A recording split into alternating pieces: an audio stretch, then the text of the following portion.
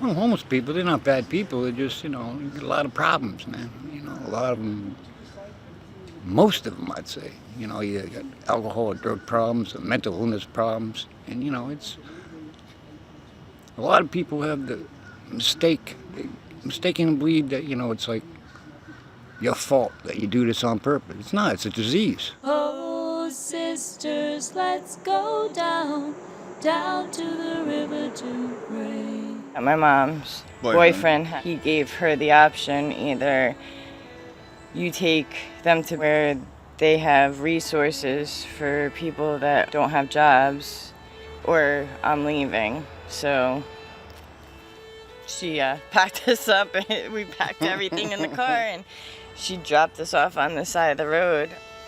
My body started giving out. I mean, doing construction work for so many years, and I blew 2 discs in my back and couldn't pay my rent, couldn't work. Now here I am stuck in the middle of the woods. I was a fireman 30 years. I had everything going for me. All that changed.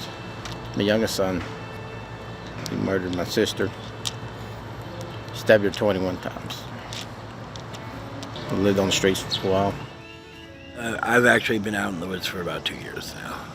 For the year before that, I was living on the loading dock across from the bus terminal.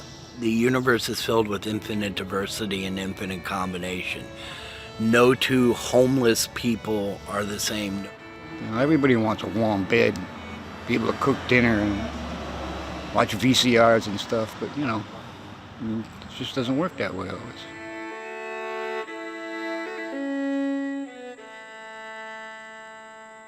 Good morning, Street Medicine. Everybody matters. And when we start with that and we apply that to the homeless population, we see that they just can't access healthcare the way other people do. We have to have unconditional respect for our patients. We see the places that they're sleeping that no human should sleep in. We see the food they're eating that no human should eat. We see all of that and continue to come back anyway. By going out into the field and meeting people who are living in the streets, under bridges, under blue tarps, and understanding their problems, you realize how complex it is.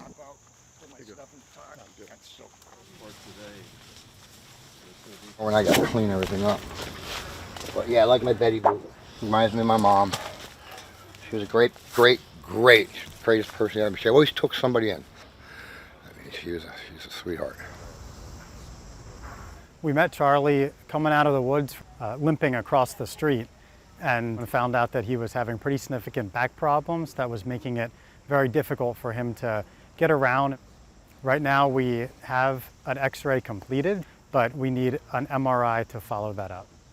Here at New Bethany Ministries, since Street Medicine has come in, they now have somebody that they've learned to trust, who they can talk to about the issues that they face. So I can call Tabitha and give her that appointment, that's okay?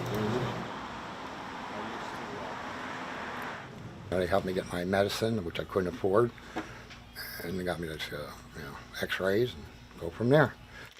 If Brett tells me they need something, we get it out there. We deliver prescription medicines that might be beneficial for survival, day-to-day healthcare things, soap, aspirins, toothbrushes that people might need and nobody thinks about. And everybody needs a little help, so we're glad that we can be a part of it.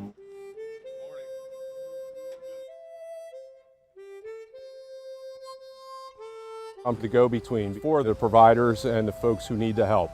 I make sure folks get their health care needs, or they have their meds, they're taking their meds, make sure they follow up. It was nice to see a doctor and then be able to tell them what's going on, and them not to see, tell them that we're homeless, and them not to think that we're drug addicts or junkie. We are just in a bad situation. We've been working with Tabitha and Steve for a couple of months now. The laundry, you have to be there by 8:30. They only let one person do one load a day. Transportation is a big barrier for the two of them. The bus route for them takes about an hour and 45 minutes. We figured out how to get to Salvation the churches Army, and the Salvation Army and soup kitchens and stuff. Now we just got to find the resources for work and home.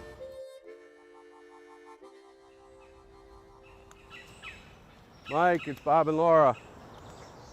Wonder if he's here. Michael! He's not here. We got a good chance of bumping into him up at the kitchen. Trinity Church has had a soup kitchen for about 35 years, and we serve 5 days a week, and right now we're doing about 150 meals a day. We cover a lot of hungers here.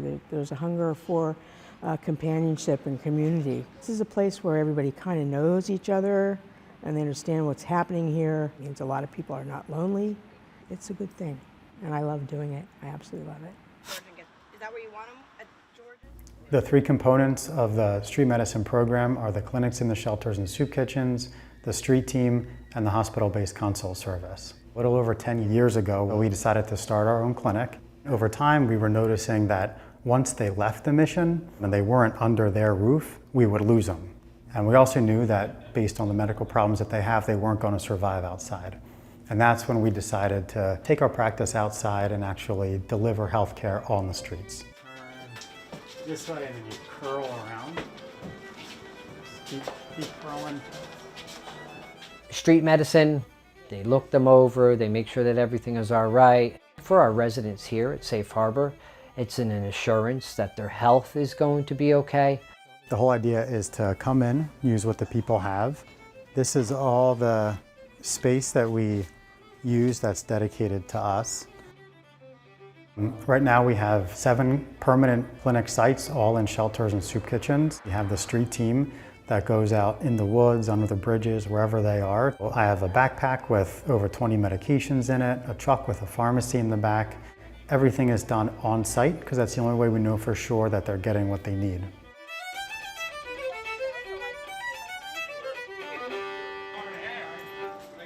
So we're at St. Paul's Lutheran Church Soup Kitchen.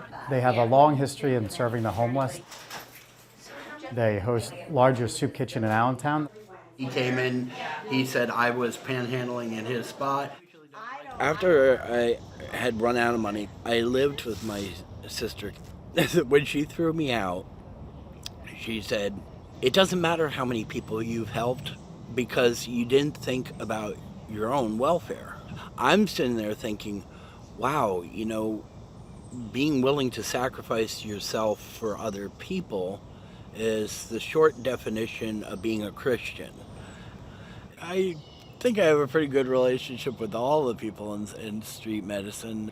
But yeah, Laura and I share a special thing. I figure her job has to get like really, you know, heavy a lot of times. And so I'll just text her and tell her a story. Mark is one of those jolly, extremely hopeful individuals who believes that he's where he is because he has a purpose. I feel more blessed at this point in my life because God has had me out here on a mission helping people.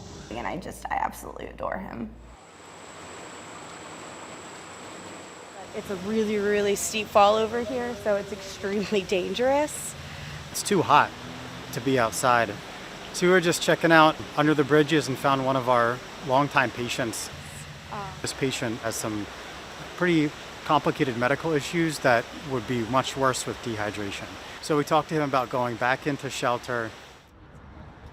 We called the Allentown Rescue Mission and they're at 110% capacity and aren't able to take anybody new. So we called Safe Harbor. They're also beyond capacity, so there is not an open bed in the Lehigh Valley for our patients. So now we have to go back down under the bridge and let him know that there's just nowhere for him to go. One of the major needs that we still have in the Lehigh Valley is emergency shelter beds. There's a little over 100 beds for men and a little more than 20 for women. We have just as many homeless females as we do males. They're just living out in the woods and they can fall prey to any predator that is out there. We need more emergency female shelter beds. I mean, like, it's just us and the dog, and we take the dog down swimming to the creek and for walks. There are no couple emergency shelters. There's no place that a couple can go together. The only support that they have for one another is being together. So they're going to choose to live outside.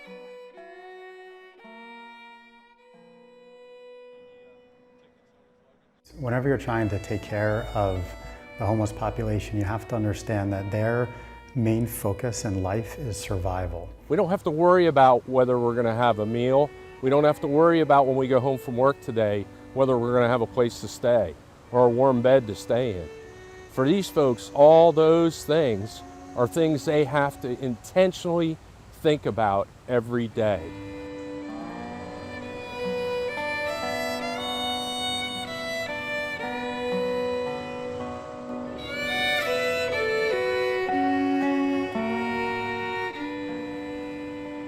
Until those basic necessities are taken care of, they can't even begin to move forward and start thinking of things like finding a job, taking care of their own health. We have brother and sister organizations that can lend a hand to address any and all of the needs that they have. Whether it's religious organizations, food banks, or it's organizations that are providing shelter or warming stations in the winter, we don't do this alone. The Rescue Mission does a lot of things that people probably aren't aware of. We have a 365-day-a-year emergency sheltering system that houses 66 folks. We also have the upstairs transitional living, so a life skills program called the Christian Living Program. Here at New Bethany Ministries, we provide opportunities for a secure future for the homeless, hungry, poor, and mentally ill. We have both permanent and transitional housing, a meal center that provides meals to about 150 people to 200 people daily. Everything we do here is with the idea of moving people on to the next step in their lives. We just want to make sure that they have a better quality of life. Valley Youth House is a child welfare agency. These are kids that are truly living outside.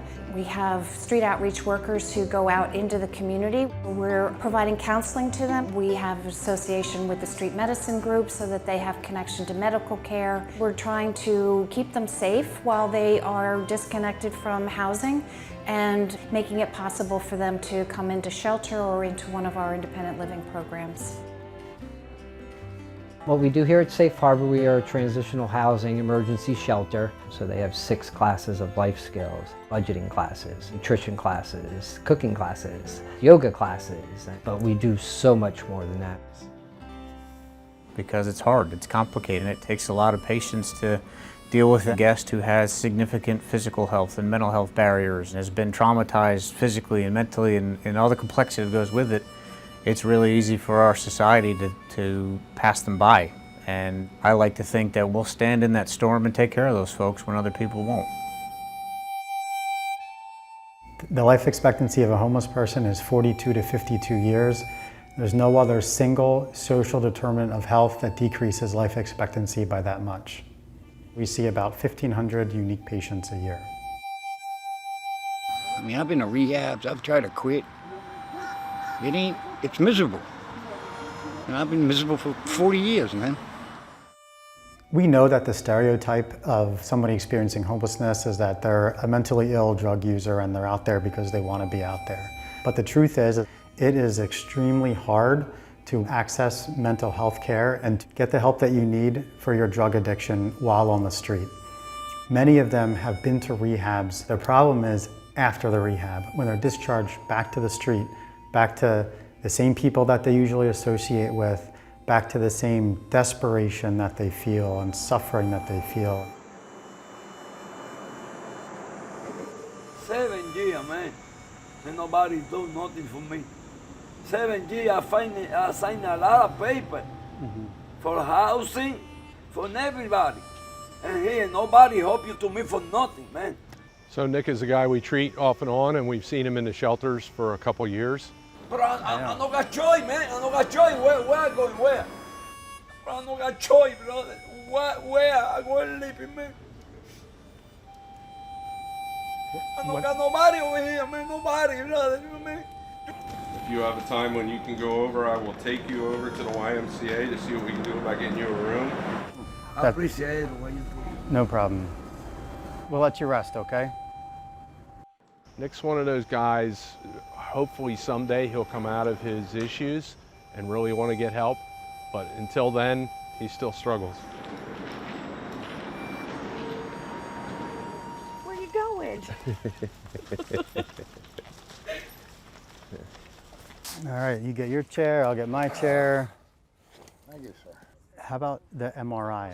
Did they call you yet? No, her phone's down now. Miss Laura, his MRI. So did they get an appointment set up with you? We told them to call Tabitha's phone. Her phone's been down. Okay, so I can call them and see if they'll set the appointment with me. Doesn't matter when, right? No. Just try to avoid lunches, right? Okay.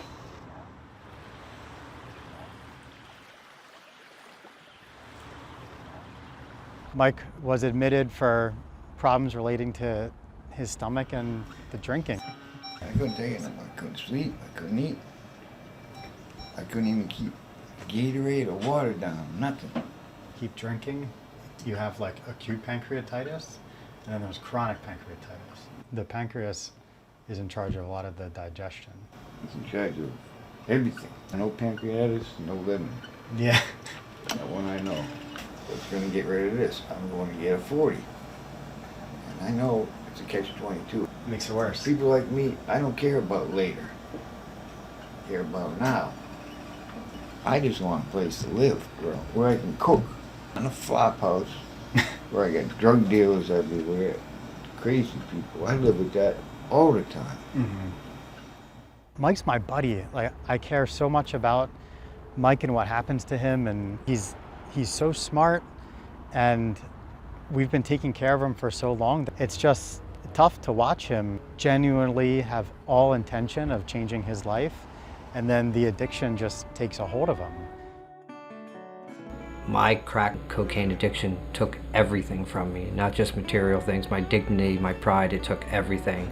And I think that's how I ended up outside. I just didn't want to be a burden, I didn't want to be a problem to anyone. And I had a moment in jail where I woke up and I was like, this can't be the rest of my life.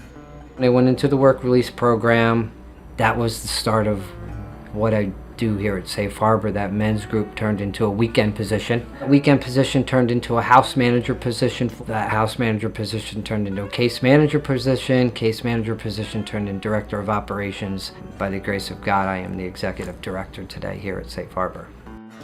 I was on the streets. I lived on the streets for a while. I was laying on a bench one night and a policeman walked up to me, real nice guy, and he said, "You're not from here." He could tell just when I first spoke to him. I said, "No, sir, nothing." He said, "What you doing here?" I said, "I'm homeless." He said, "What made you homeless?" And I shared my story. He said, "So you're not homeless by choice?" I said, "No, sir."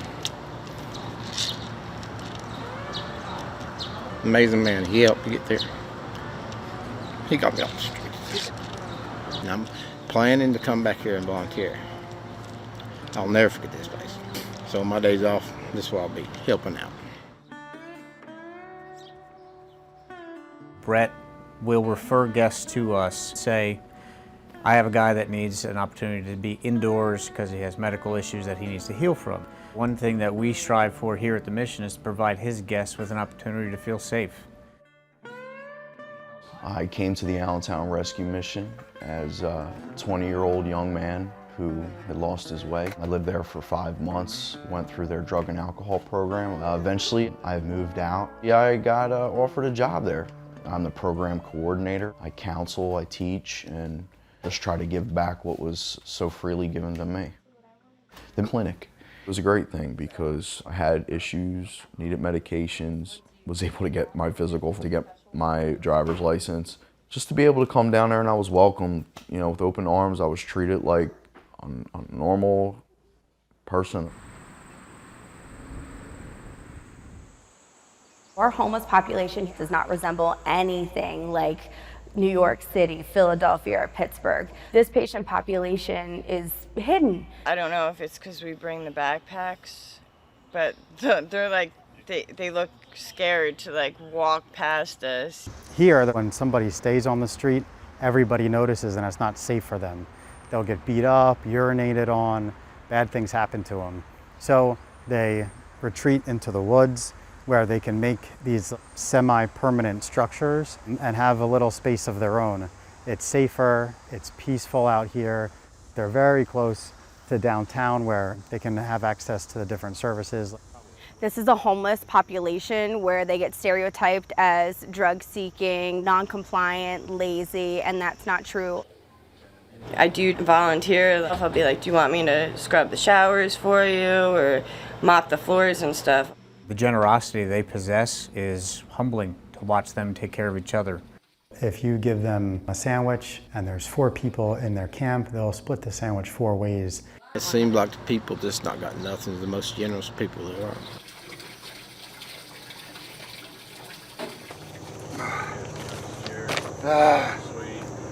Okay. All right, sweetie, so we're gonna call Brett, and he's actually gonna review these results with you. Hey, Brett. Hey, buddy. So give me the good news. Where your spinal cord goes down through the vertebrae, the arthritis is so bad that instead of it being open like this, it's starting to close and pinching off the spine. The MRI showed what we thought it would show, which was that Charlie does have significant back problems and will require surgery. We made the decision to put him in the Allentown Rescue Mission for respite, where he'll have a place to rest and recover and be able to access his doctor's appointments easier. Sound good? Yeah.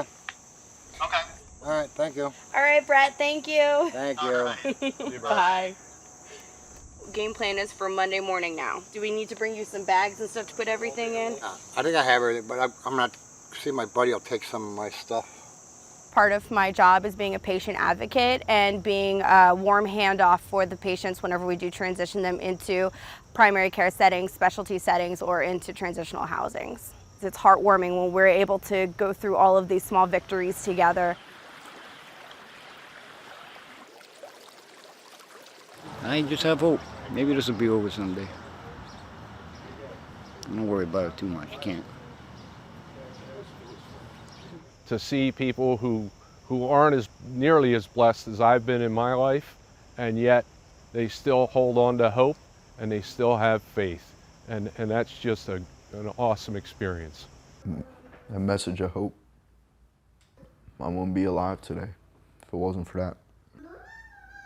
I wouldn't be married, I wouldn't have a son, I wouldn't have anything that I have now that is dear and precious to me. Even on my worst days, it could be much, much worse. But then it also gives me hope because these individuals that hit these bottom, lowest of low times are still smiling and they're positive.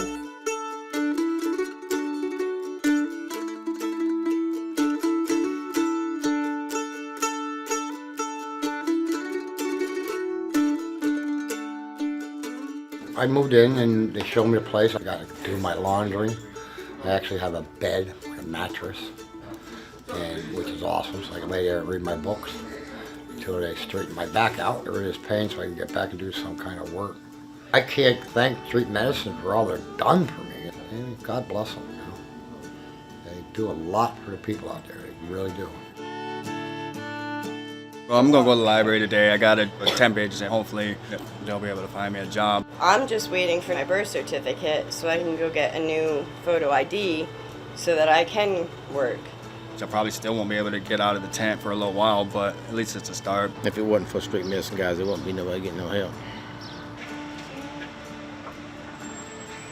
I'm moving to my new apartment for the first time in 14 years. I can't believe it, man. I'm kind of shocked. It's all brand new, spanking new air conditioner, appliances, everything. It's great. I got a shower, kitchen cooking. It'll be warm all winter. Won't have to worry about nothing. I don't want to mess this up. You know, I'm going to be 65. This is my last shot, man.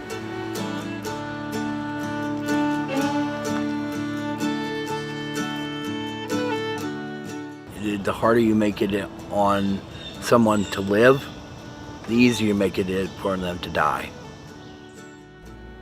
Everybody wants to be housed.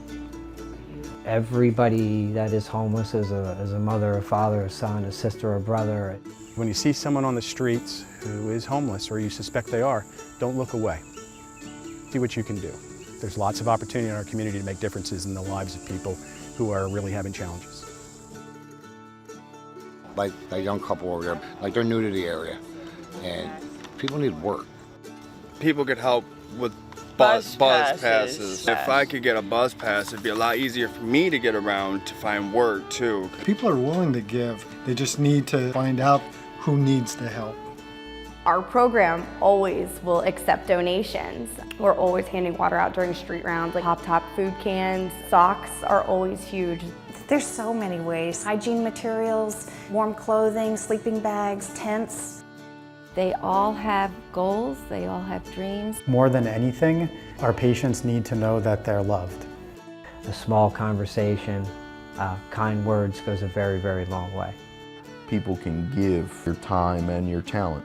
Just saying hi, acknowledging them and just letting them know that you're seeing them as an actual individual in front of you. Someone doesn't have something, you help them out, you know, you feed them or take care of them, you know, we're all friends. Kindness is always helpful. I know that what we're doing is helping them. I know that some of them do get out of here. I hope someday somebody puts me out of a job. And the true question is, what do we really want our community to look like? Can we allow this to go on, or do we put an end to it? Oh, brothers, let's go down. Let's go down. Come on down. Oh, brothers, let's go down. Down to the river to pray. Good Lord, show me the way. Close to Home is a co-production of PBS 39 and Lehigh Valley Health Network. Funding provided by Air Products, Capital Blue Cross, and viewers like you. Thank you.